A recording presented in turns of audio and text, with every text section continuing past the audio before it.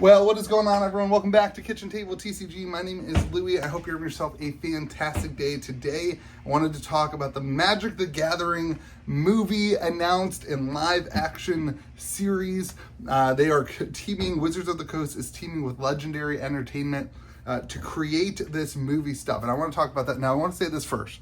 I'm going to take this video and I'm going to assume that this is going to be a good and successful series and movie. I'm going to assume that when you go and watch the movie, you are going to enjoy it and other people are also going to enjoy it. I know the comment section is going to say, Louis, why would you assume that? Why would you talk about that? They've always sucked. Every time they've done anything like this, live action, they've done a terrible job, blah, blah, blah, blah. I get that, and I believe that, and I understand that, and I respect that.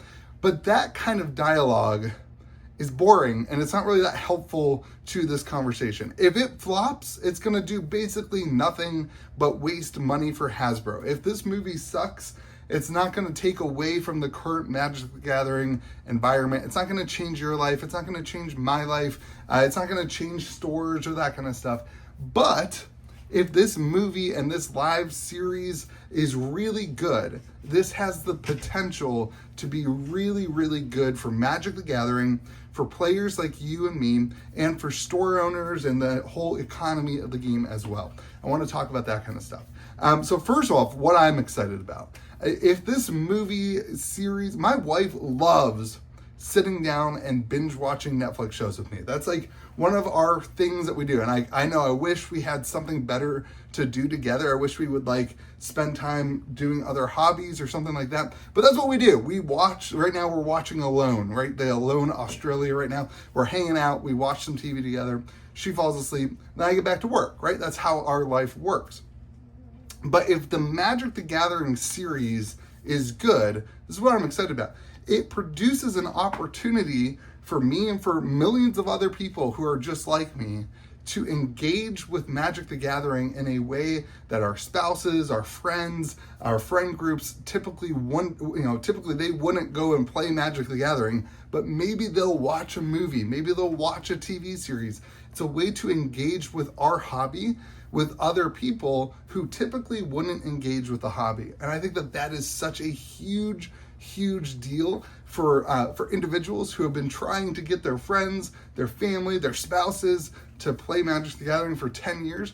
That kind of jumpstart of that relationship with watching a TV show can really jumpstart playing the game and get those people to the table. And that's just our friends and family. Never mind if this thing actually does well and it reaches the charts of the not Billboard, that'd be music, but the big charts for top movies of the week and top movies of the year and that kind of thing. If this movie does well, it can create this whole slew of people to come in to the community and to play the games and to engage with the hobby. They will say, man, I know a friend who plays that. Maybe it's not as nerdy as I thought it was. If you guys remember would have been right before the pandemic, like 2019, they started this idea of trying to make Magic the Gathering more mainstream. That was a whole big shift that they tried to do. It was around that time Post Malone started getting really involved in the game and that kind of stuff. They tried to start making Magic the Gathering more mainstream. And now they've backed up that with, Universes Beyond and all that kind of stuff. And so I think this is a huge step forward in that. And while I love the old school, like we do a midnight release for Magic every set, right? I love the old school dark LGS, like the feeling of what Magic the Gathering was.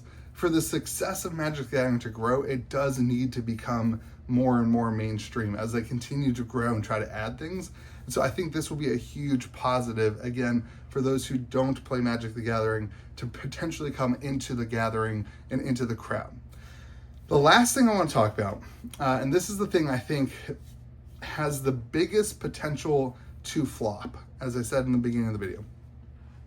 Magic has shifted over the last 3 years to being so Universes Beyond focused that the vast majority of Magic the Gathering players, people who care about the game, really don't have any connection to the lore, to the flavor of what Magic the Gathering is. I'm baffled when I walk around our store, when they're playing Commander, when they're playing games, whatever, at how much people play the Lord of the Rings decks, you know, the Warhammer decks, all those things, how much of an impact that has on the average game of Magic the Gathering. And I think a series like this, if done right, and if they really lean into creating a world that is amazing, can really help current Magic the Gathering fans fall in love with what Magic the Gathering was, which was a huge and deep and awesome experience for, you know, falling in love with planeswalkers and characters. Now, I know like the actual lore is all over the place, and they have what I am kind of the proponent that they should just get rid of all the lore and start fresh. I hope that this series or this movie, whichever one, I hope that they basically start fresh and help us all get on the same page with what is Magic the Gathering lore. And I think that can have a huge impact on people being interested in older Magic the Gathering sets and reliving those stories. And if they keep throwing Easter eggs in to the mix on these shows, it can create a lot of interest for the older cards, for the older sets, for the things that are the heritage of Magic the Gathering. And it can kind of help rebrand Magic the Gathering as its own identity, not just this, you know, universes beyond mixture.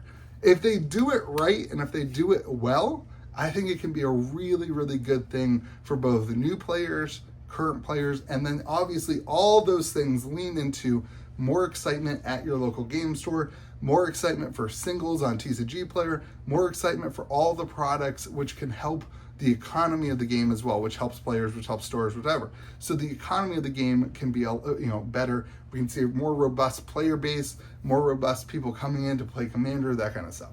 So all in all, I am, of every Magic the Gathering announcement over the last 2 years, since really pivoting this YouTube channel and being Magic the Gathering focused, this is the one that I have been most excited for the potential of. This was kind of, you know, teased out 2 or 3 years ago. It kind of fell off. I think that the developers, the producers fell off, and now it's getting redone. This is a major deal, and it's something that I am super excited about. Curious what you think? Leave a comment in the comment section and let me know. I hope you have yourself a fantastic day. Hop into the Discord server as well. Go to KitchenTableTCG.com to find the Discord server or any products you want. Remember, be kind to the people around you. We'll see you again next video.